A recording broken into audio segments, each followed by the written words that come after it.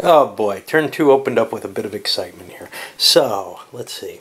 First we got, who is this? Grunsfeld's wing. That's these units back here. I dropped them out of charge into a make-ready formation and then started rallying or reforming the unit to prepare it for another charge attack. Okay, great. It didn't get a continuation. Then I go over to the first echelon of the Protestants, and we see, and I'm trying to remember to close in at least somewhat on it, we see an advance along the line of the heavy infantry, some of it pivoting around the hill over here to protect the gun. Just make sure that nothing can curve up there easily. I didn't actually move that cav down. I probably should slide this one forward. I'm still kind of there, and turn some of these units a little bit just to present a better front. But then I get around to their cav element, which was still kicking around here, and I hope I took the right units because, yeah, okay. So, it's hard to tell because there's some units, and I don't know if this one's it. So this one, for example, is part of a different formation. It's part of the second line back here. And it's gotten kind of mixed in with the rest. It wasn't able to do anything. Started moving around to make some charges, preferably on poor little Tilly here, who's in a morale weakened unit, okay? And that looked a little vulnerable. So I was preparing for a charge there, got a counter charge, not from this guy, actually from this one over here. Smacked into it. Now the leaders of both wings were sitting there. Now Granville's wing is just the cav wing. He's not that big a deal. Both leaders went into the injury pile for the turn. And that ends this formation. I was able to turn this unit around. It was still gets an activation, the rest of its activation, but it's no longer in command, so it couldn't really do anything to get into command.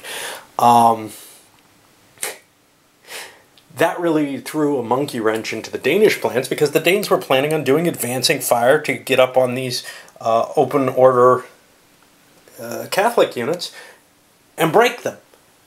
Drive them back across the swamp, which historically I guess is what happened. Well, that didn't work well. I'm spaced here. I was planning on kind of pulling some of those light units here back a little bit. And, well, now I'm stuck with what I've got. The leader's been wounded and the formation halts there, wondering what to do.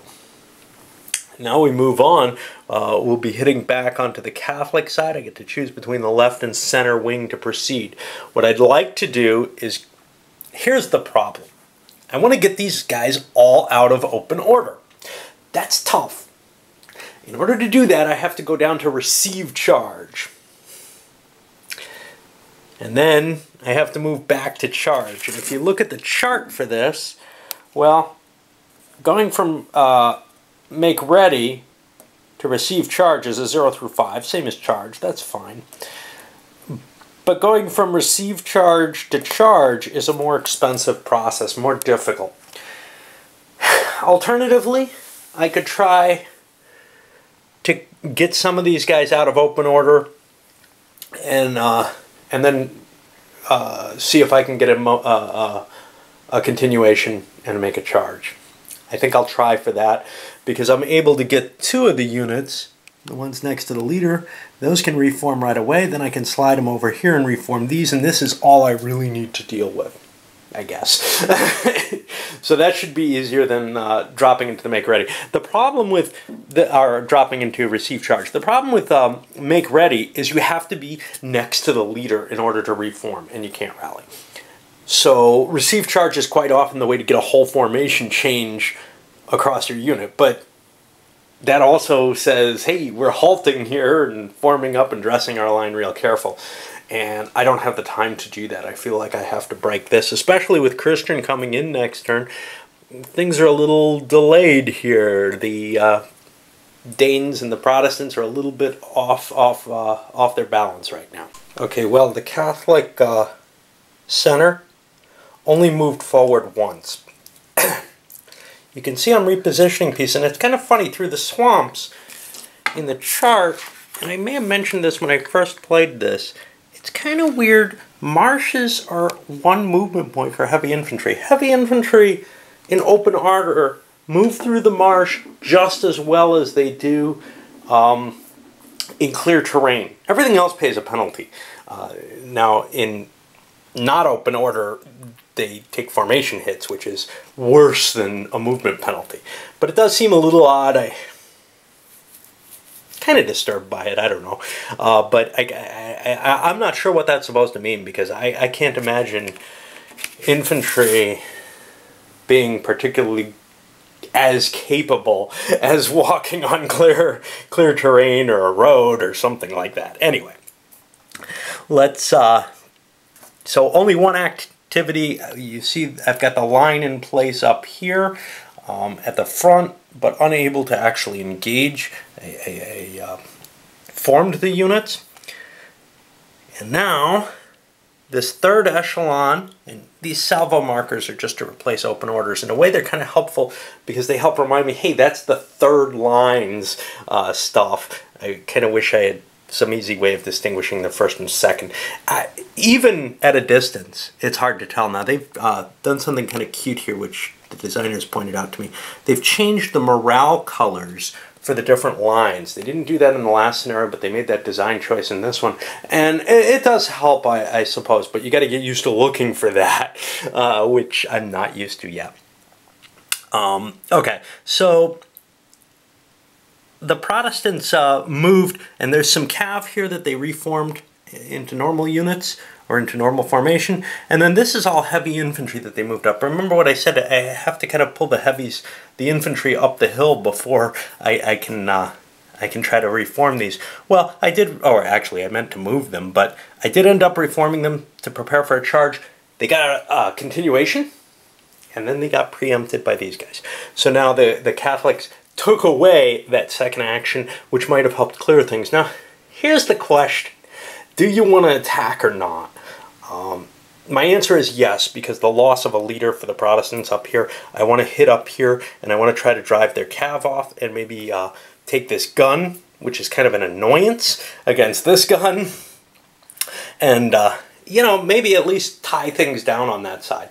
I don't think I'm going to win the battle here, but if I can cause more chaos here, and I could attack it, certainly if I could have gotten the attack off in the center, this would be really helpful, because whenever the first rank, whoever's going to come back next turn to replace, who is this, Fox, whoever's going to replace him, or it may be him, is going to have a harder job to do. But if it's only this side that's kind of disorganized a little bit, you know, some artillery fire, got a couple of units here, see formation shakings. And yes, I'm trying to zoom in a little bit, and I'll probably forget again. Anyway, if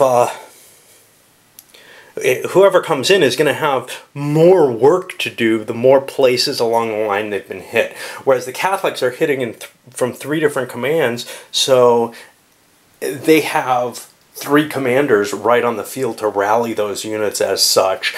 They can slow down one wing that's kind of disordered or whatever. Of course, there's the danger of attacking in open order, and there's not really a lot of choice here. Some of these units are going to have to come up that hill in open order. This ridge is impassable. In the whirling chaos of a cav battle, even just one round of it, I have to check for a continuation there, and I will. That's going to get a continuation. We'll see what we reform or not. But increased losses, a couple more Catholic, one Protestant unit there, and just a chaos has formed here. Now this is very bad, I think, for the Catholics, because this is their way through. This is the Protestant way through to get behind the Catholics here. And I think what the Catholics did not want to do is lose their cav. And what they should have done was pull back and take the defensive position here. They're not going to win the battle there. Of course, who knows what that means that third echelon could do. I think it could push across. But now its position's a lot better. Basically, the Protestants moved forward. Some of them even attacking up the hill at a penalty. But mainly it's the counter charges that hit them, and also those already formed up in battle line units smacking down. So overall, I think the Catholics took the worst out of this, and they're going to have to withdraw and try to reform that unit and do the best they can to defend this side of the swamp. Somewhat unfortunate for the Catholics, their units here were not able to drop into rally right away, so there was another charge by this unit. It drove off a Protestant unit over here, and now on their final activation, they did get two continuations. They slip into rally automatically because everything's formation broken and can start fixing these units. First thing they do is reform the units, but now they have to try to extricate themselves from this situation, which shouldn't be too hard if they can. But now that they're in rally, they're going to go after these other two wings, and the second wing, which has Cav up here, is over in, it still has another activation. So it could actually do something here for whatever that's worth. And that second echelon ends things up going into a charge formation, a charge orders. I make it as mild as I can along here, just advancing 1 hex with the infantry. I think I advanced 2 with the Cav.